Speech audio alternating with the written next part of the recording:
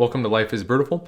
I'm Anthony. Today we're going to talk about one of the most epic beer runs that have ever happened, absolutely legendary. We're going to talk about the beer run at the Battle of Bastogne.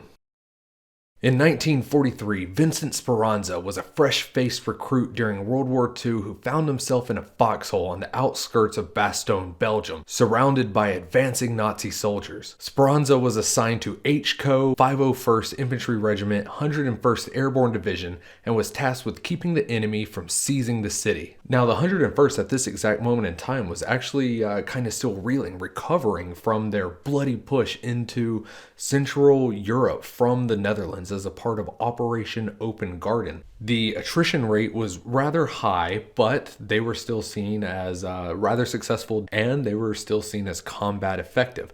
Their task was to set up defensive perimeters around Bastogne, prevent the Nazi push. They wouldn't get a single step further. As Speranza himself said, this was the 101st. They could not get past us.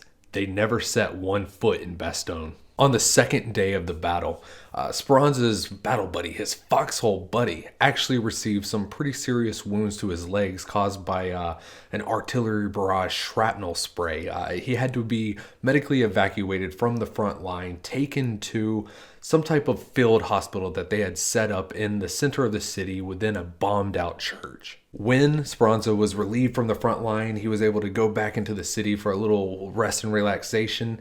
He actually was on the hunt to find his battle buddy, to which he did find in that field hospital.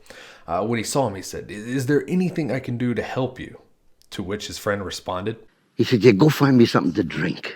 Now, to most people, I think they would take this as some type of lighthearted jab, a little joke to keep the brevity, to keep spirits up. But to Speranza, it seems like this was a direct order, a mission, a task that he was determined to complete. Speranza took off into the besieged city, which was receiving artillery barrages all around. So just to add some perspective to how dangerous this was, he went tavern to tavern trying to find some beer. It wasn't the first one, it wasn't the second one, but in the third tavern, he was actually able to find some running taps, to which he finally found beer, but he wasn't able to put it in anything. He didn't have any glasses or canteens or anything that he could fill with beer, so he took off his helmet and he took it under and filled it up and started heading back toward the tent. Speranza ran back to the field hospital with his helmet full of beer, being as careful as he could not to spill any out. And he got in there, he gave it to his friend, who I think was just as shocked as everyone else that he was successful in this mission. I went back to the church, stepped in the window. "Hey, Joe, I got some beer." And he said, He sat up and I poured him some beer. "Hey, give me some of that. Hey, give me some of that." And I'm like an old cow, feeding everybody with the beer. And I ran out. They said, "Go get some more."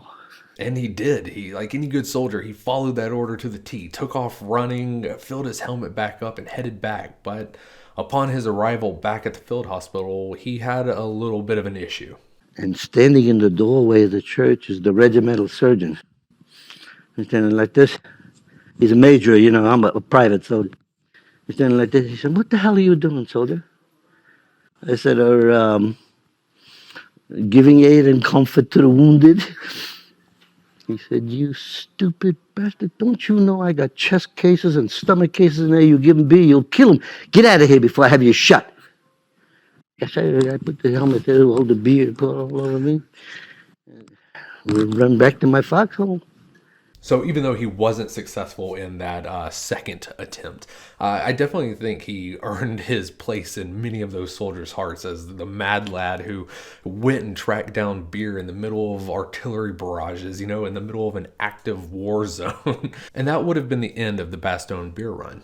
Except 65 years later, Speranza actually returned to Bastogne, where they were opening up a World War II museum, and he was going to be one of their guests of honor. He brought his family over, he showed them where the foxhole was, he showed them this frozen river where he would like break through the ice to get water to drink, and he met some other allied officers who were there, and they shared some stories, they told their tales, and Speranza got a little choked up, kind of reliving what is probably arguably one of the most traumatic events that anyone could really go through, the act of conflict.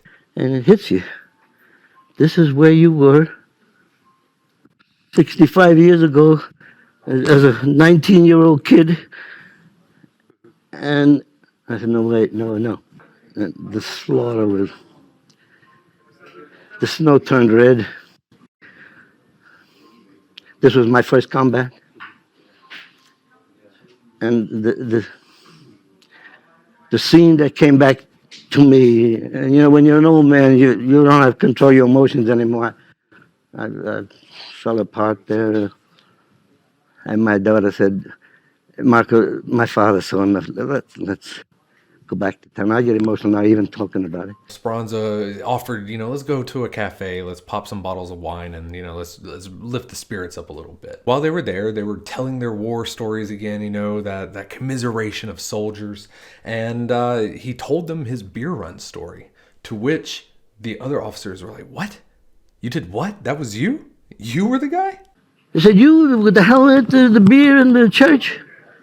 I said, "Yeah." They said, "Man, don't you know you're famous in Europe?" I said, "What the hell are you talking about?" They said, "Waiter, come here. Bring us 4 bottles of airborne beer." The beer that they brought him was this airborne beer. It's a Belgian brown beer that has a cartoon depiction of Speranza on it carrying a helmet full of beer.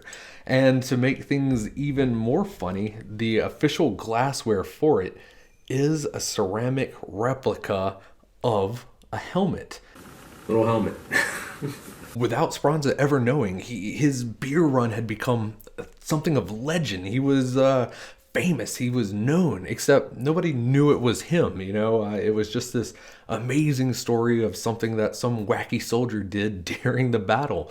But he was a legend. He didn't even know it. And they said,